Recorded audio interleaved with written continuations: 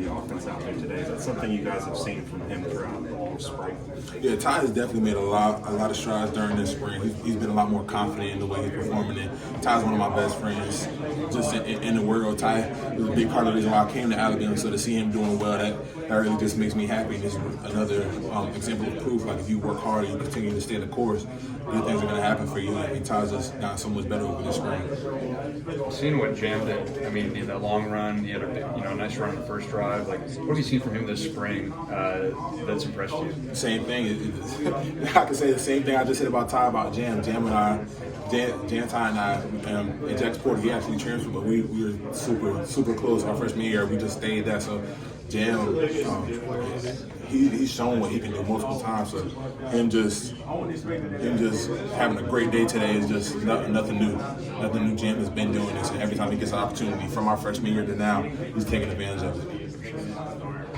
Hey, welcome. How you doing? I'm good. How about you? I'm good, man. Coach Smook Alabama Football on YouTube, man. Today, offensive tackles, man. How would you assess your counterparts and how they performed today? I think the offensive tackles had a pretty good day. Probably the best day that they've had thus far. Like Elijah Pritchett, he's a guy that I've had to stay on, but the more I stayed on him, the more he's been receptive to my criticism, the better he's gotten. And I'm super proud of him. And before the scrimmage today, I was like, hey, man, I trust you. Mm-hmm. And I feel like that really resonated with him, and just me letting him know that trust is there. It reassured him and it allowed him to play his game and be who he needs to be today, and I think he had a pretty good day. Rock Montgomery, what's your assessment on the young guy that's playing behind you, man? Rock is he has all the potential in the world. He's just got to continue to work on his technique, work on his finish, but Rock is going to go as far as Rock wants. What do you think of the atmosphere out there today? You obviously knew there'd be a lot of anticipation. Did it meet up to what you thought it would be? Oh, yeah, it was electric. Shout out to all the fans that came out today. It felt like a regular home game, you know? So just having that atmosphere, having the fans behind us, that was great. That was definitely my best A-Day so far. Has it been fun to kind of watch Coach experience all this? He talked earlier about how today was a big day for him in terms of realizing just how big this fan base kind of is. Definitely. I mean, me coming from the Northeast and not really growing up in the SEC, growing up in that area, I know what it was like my first time coming to a few Alabama games. So I can only imagine how excited Coach DeBoer is. How do you feel to get the top lineman in the game afterward? It's an honor. I feel like I work for it. I feel like I definitely deserve it. I put myself in a position to receive that award just by the way that I come to work every day. Like I refuse to be outworked, and I refuse to. I owe it to myself to work this hard because I haven't come this far just to come this far.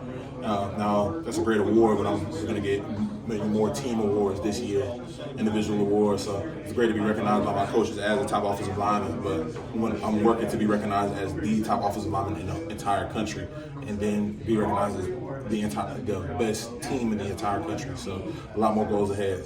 I know you guys had some guys that have been banged up this spring, but how do you think the offensive line as a whole played today? We played solid. I feel like we have to finish a lot better. We had a lot of drive kicks. We had some false starts. We had some sacks. I gave up a TFL, but that just comes with the game. But we have to have the ability to snap out of it and get back on track and regain momentum. And that's something that we'll learn over film. We got a bunch of young guys, so the better they get, the more experience they get, the more consistent we can be as an offensive line. But I feel like we had a solid day overall. How do you feel like the run game performed today too? The run game was great in the first half. We just have to keep it up. We have to be more consistent with it. Our double teams were clean, and like I said earlier, our running backs are so talented. All we have to do is give them a little bit of space, and it's different for the defense because we go tag or thud a lot of the time. We don't go live often, so them going live, they weren't ready to tackle our running backs today. But that's something that they'll get better at. How much juice does it give you to know that each of your running backs can hit those big games if you give them the holes? Just how much extra kind of like, I don't know, is it a little bit more exciting knowing that if you do make your block, they're going to take advantage of it? Oh yeah, especially when the block is behind you. So I had a block where I just stretch the B gap, and the running back cut right off of me. And that just is a big adrenaline rush to know that I had a big part of making that happen. What's it been like watching Jeremy Bernard play? Obviously, looks like him and Jalen have a good rapport. What's it been like having him in camp all spring, and then how dynamic do you think he can make this offense? Jeremy's a great guy. Just having him here since day one, he's been a big part of bridging that gap between us and Coach DeBoer. So if there were some things that were going on, Jeremy would explain it to us. So some things schematically, Jeremy was able to break it down to us just because he's been in that scheme. And he had a great day today, and that's no surprise to us because he's been making plays like that all spring. DeBoer seems like such a nice guy. Has he lit into the practice at all, or is there any instances where he looks like, oh, that's like a reminder of Coach Saban? Because he just seems like a good guy. No, Coach DeBoer is a great guy, and Coach DeBoer, he's not like Coach Saban in that way, and that's good because it would be a disservice to everything that he's done to come in here and try to be Coach Saban. There's only going to be one Coach Saban, and there's also only going to be one Coach DeBoer. So Coach DeBoer is always walking around with a smile on his face, and he just loves the game of football. He's just so happy to be out there. So that have that kind of energy at practice is amazing. That seems like cadence in there, hanging out. What's the excitement level like to get a guy like that back eventually and potentially see a familiar face in that position you're in? Nothing's official yet, and it was just great to see Caden after the game. Like I said, that's one of my best friends in the world, and him transferring didn't damage our relationship at all. So I'm just going to be behind him and supporting him on whatever he decides to do. But it was great to see him today.